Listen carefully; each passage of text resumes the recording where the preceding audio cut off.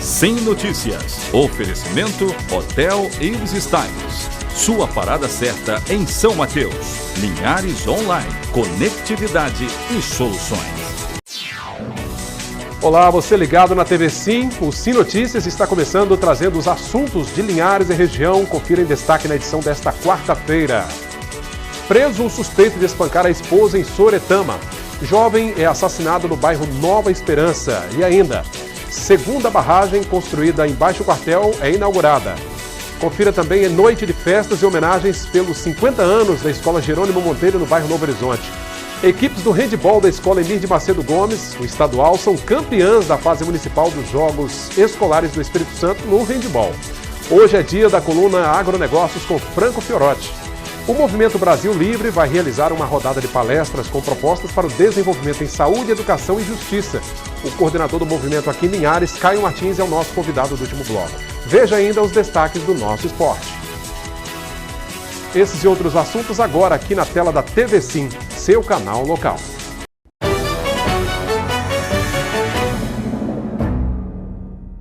Está preso o homem acusado de espancar a esposa no último dia 12 de maio em Soretama. A vítima teve o maxilar quebrado e passou vários dias no hospital. Joelson dos Santos Silva foi preso na casa da mãe dele em Soretama no final da tarde desta terça-feira.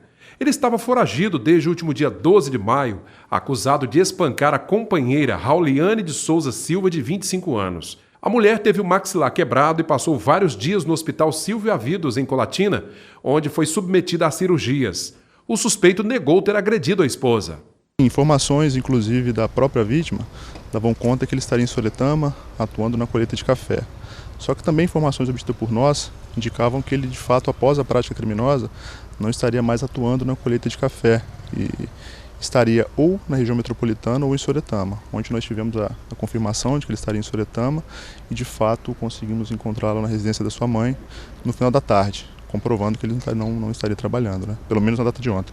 Rauliane convivia com Joelson há 6 anos e foi brutalmente agredida na casa de familiares do suspeito, onde o casal foi passar o Dia das Mães. Ele não teria aceitado o fim do relacionamento pedido pela esposa.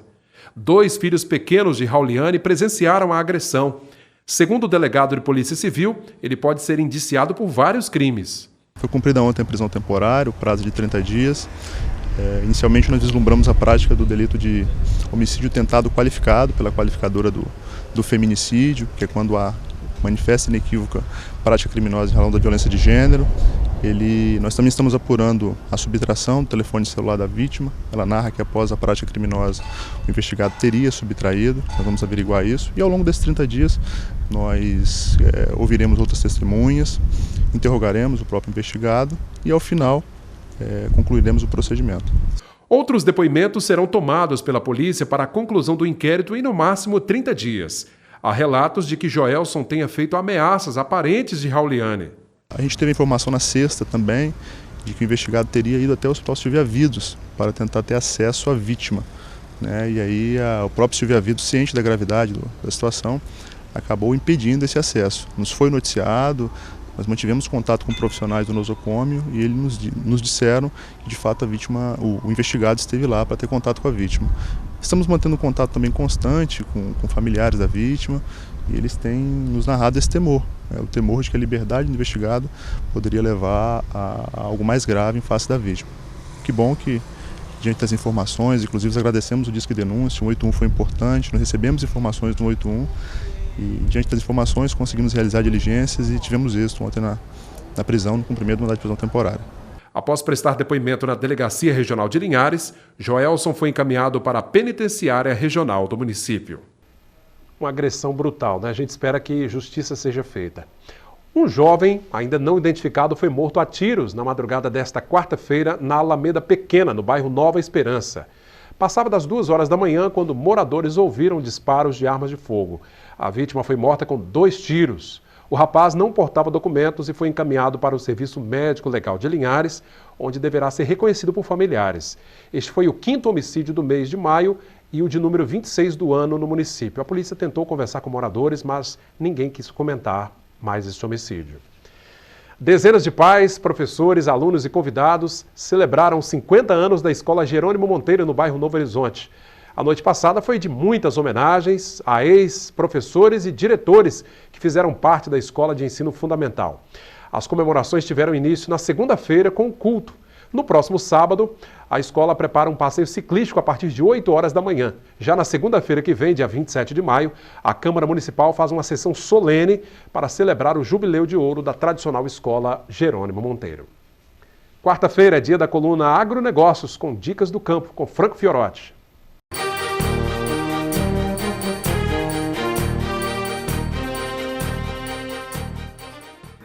O Instituto de Defesa Agropecuária e Florestal aqui do Estado, o IDAF, publicou a instrução normativa que disciplina os procedimentos para a inspeção fitossanitária nos pomares de mamão, nas roças de mamão, com o objetivo de identificar e eliminar as plantas infectadas pelos vírus da meleira e do mosaico, ou mancha anelar, aqui no Estado.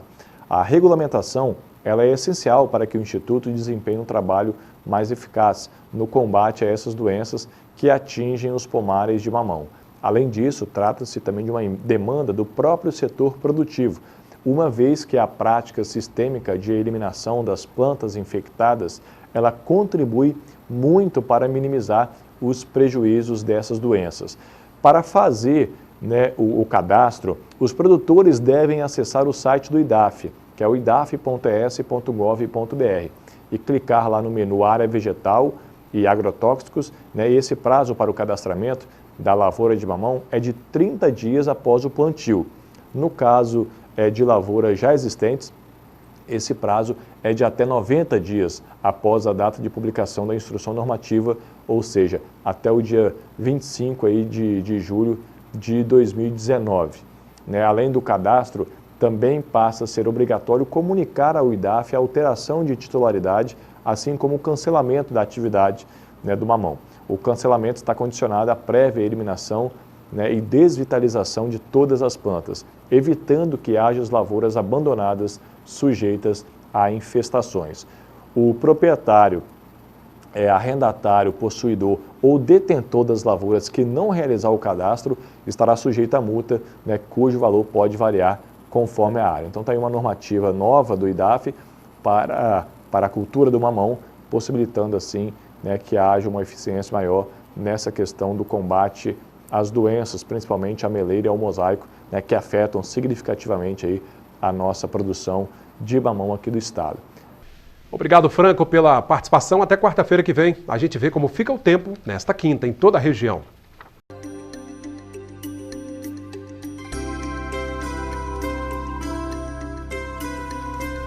A quinta-feira estará com sol entre nuvens e sem chuva. Linhares com temperaturas entre 21 e 33 graus. Em Colatina, a mínima de 17, máxima de 30. São Mateus com variação entre 22 e 31 graus. Em Vitória, mínima de 21 e a máxima de 30 graus. E a seguir foi inaugurada em Baixo Quartel a segunda barragem construída no interior pela Prefeitura de Linhares. É um instante só.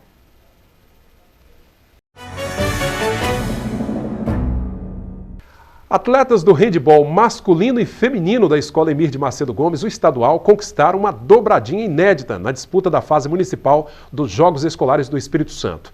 Nesta manhã, as meninas venceram o Colégio Cristo Rei por 16-12 e levantaram a taça de campeãs. À tarde, foi a vez do time masculino entrar em quadra e arrancar uma goleada histórica, vencendo o Caíque por 40-0. Isso mesmo, foram 40-0.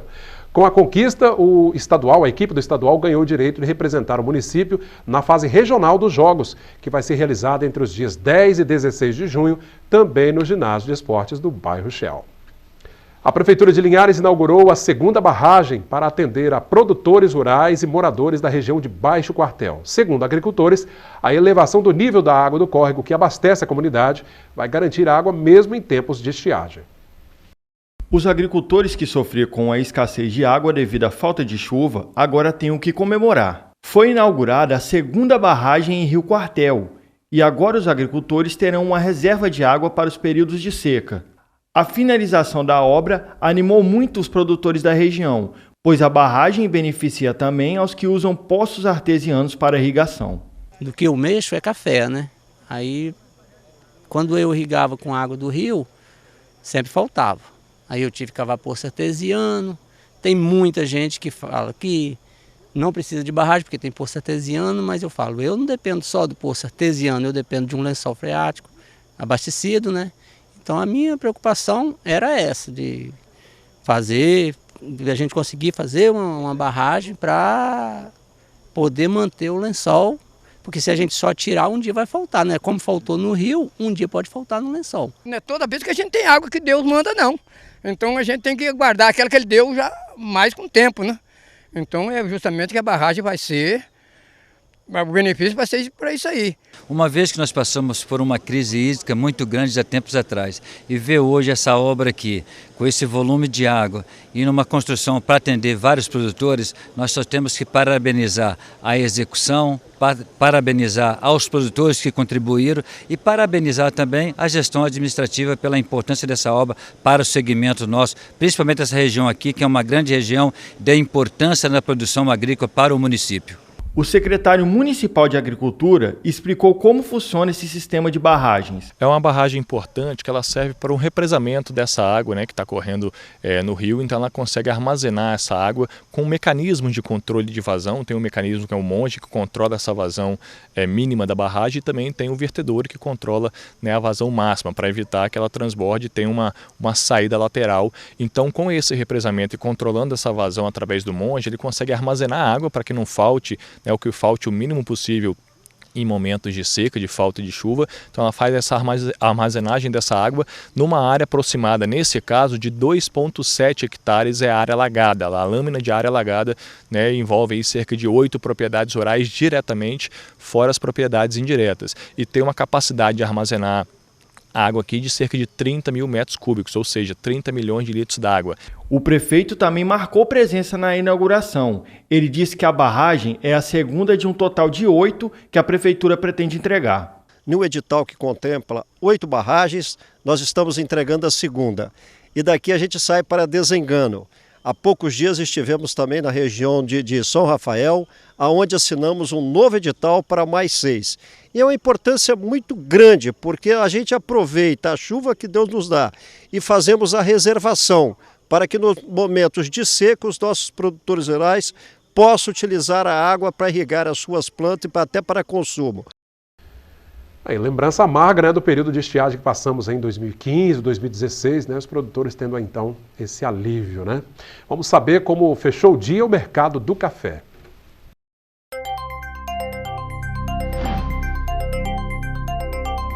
O Arábica tipo 6 está valendo R$ 362 a saca. Arábica 7, R$ 306. O Conilon tipo 7 caiu um pouquinho, agora cotado a R$ 268 a saca. Outros destaques do esporte você confere agora. Sim Esportes. Oferecimento. HE Esportes e Central Bikes e Motos. Linhares nas semifinais do Capixabão de Futebol da 2ª Divisão 2019.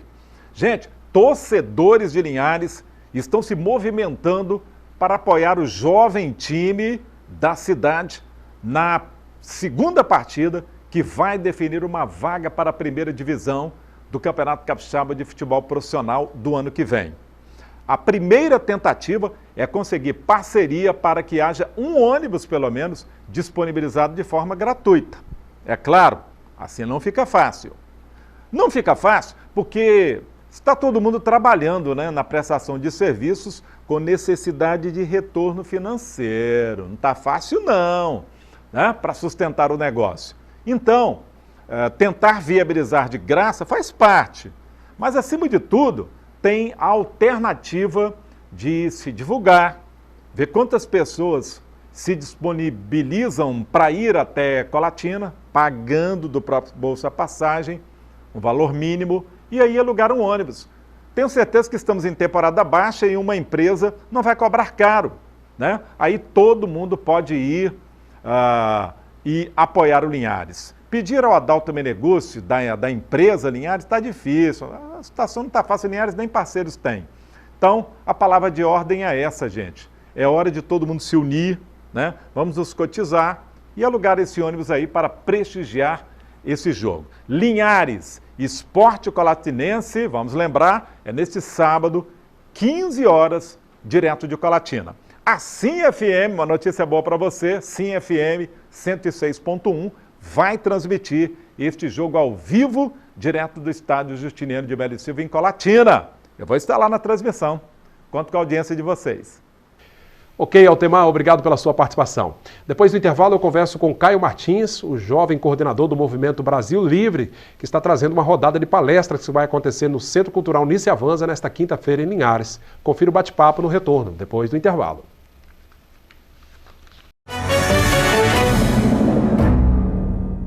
Minha gente, o Movimento Brasil Livre, né, que você já está acostumado a ver já há alguns anos no país, chegou a Linhares, né, há algum tempo e promove nesta quinta-feira uma agenda importante, né, com palestras discutindo aí assuntos interessantes sobre o Brasil, né, propostas para o Brasil melhorar. Para falar conosco sobre o assunto, sobre esse movimento aqui na cidade, eu converso com o coordenador do MBL Linhares, que é o Caio Martins. Tudo bem, Caio? Tudo bem, boa noite, Cláudio, boa noite, telespectadores. Fico muito feliz de estar aqui hoje. Prazer para nós. Caio, como é que surgiu a ideia de trazer esse ciclo de palestras? Né? Serão 3 palestrantes, né, no Centro Cultural Nice Avanza. Aliás, inscrições abertas, mas já são as últimas vagas, né? A gente está em 140, a gente tem 140 inscrições e são 150 que fecha, né? Então corre. Como é que faz para se inscrever? Logo para a gente começar aqui. Então, você entra nas redes sociais do movimento, né? MBL Linhares, só jogar isso no Facebook e no Instagram. E aí lá vai ter um link, você clica e se inscreve. É rapidinho. Aí está garantido o seu espaço. Isso. Falando do evento de amanhã, Caio, esse ciclo de palestras aí, que propostas são essas que propõe o Movimento Brasil Livre? Então, a proposta do evento é trazer mais conhecimento aqui para Linhares, é trazer um conteúdo de fácil acesso. A gente vai estar fazendo um ciclo de palestras com o tema As Reformas que o Brasil Precisa. E nós vamos estar contando com 3 especialistas nessas respectivas áreas, né, que eu vou estar falando. Aridelmo Teixeira, ele é doutor em contabilidade e dono fundador da FUCAP, né? Ele vai estar falando sobre reforma da Previdência, né? No caso, reformas econômicas. O médico Ricardo Smarzaro, que vai estar falando sobre as reformas na saúde. E o advogado Lucas Caramussa, que vai estar falando sobre reformas na justiça.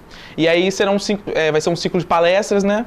Meia hora cada um. Depois a gente vai abrir um painel de debates para estar respondendo as perguntas e dúvidas da galera. Ou seja, um momento onde as pessoas realmente terem acesso a saber qual a opinião de especialistas em cada área. E o bom da palestra e do evento, né, é que eles são muito didáticos, sabe? 2 ali são professores e o Ricardo já tem essa experiência. Então vai ficar uma coisa muito simples e fácil, até porque o foco não é um público acadêmico, né? O evento é aberto, é para o público geral. Isso. É no Centro Cultural Nice Avanza, a partir de que horas? A partir das 19 horas. A partir das 19 horas. Quinta-feira, dia 23.